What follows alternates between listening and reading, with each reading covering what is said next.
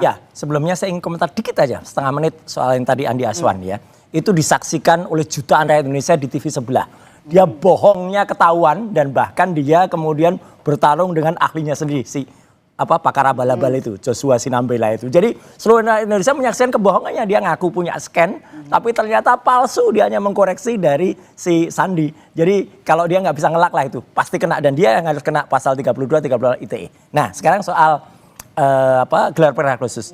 Ini sebenarnya kita menyesuaikan saja dengan undang-undang tentang kepolisian ya, pasal 13 sampai 15. Kemudian dia ada diatur juga di KUHP ya, nomor 8 tahun 91, pasal 5 sampai 6, dan juga ada di peraturan Kapolri ya, nomor 6 tahun 2019. Artinya kalau ada perkara yang kemudian itu ada dua gelar perkara. Gelar perkara umum yang biasa dilakukan oleh kepolisian, dan ada khusus kalau misalnya perkaranya itu menarik perhatian publik, kemudian melibatkan apakah yang diteliti ataukah yang diliburkan perkara itu tokoh-tokoh penting ya.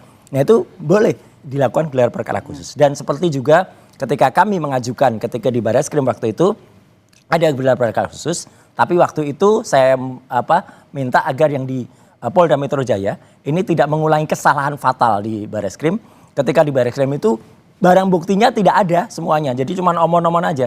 Jadi kalau mau digelar, gelar dan dibuka. Satu yang sebenarnya paling penting adalah ijazah Jokowi itu harus dihadirkan. Kenapa? Karena seperti kalau enggak nanti terjadi penipuan seperti yang dilakukan Andi Aswan. Andi Aswan tuh menipu, jelas dia yakin punya scan gitu ya, ditunjukkan di salah satu live loh itu di TV, ada Pak Rifai juga itu, saksi itu. Kemudian ternyata palsu. Ya itu hanya koreksi dari Sandi. Jadi aduh fatal dia. Dia harusnya sih nggak boleh lagi ngomong itu. Udah memalukan Pak Jokowi juga gitu. Cacat dia harusnya. Oke, tanggapan dari kuasa hukum Jokowi?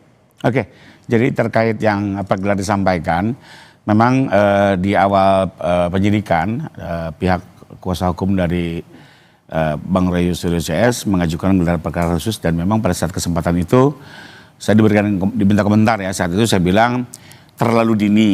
Kenapa? Karena pertama gelar perkara khusus itu di Perkapolri sebenarnya itu adalah hak daripada pelapor manakala terjadi penghentian penyelidikan.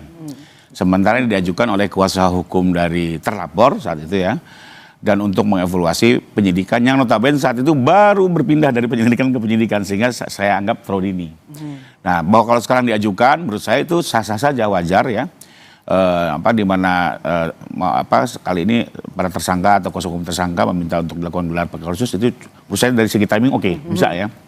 Memang sudah berjalan, penyidikan sudah cukup lama, sudah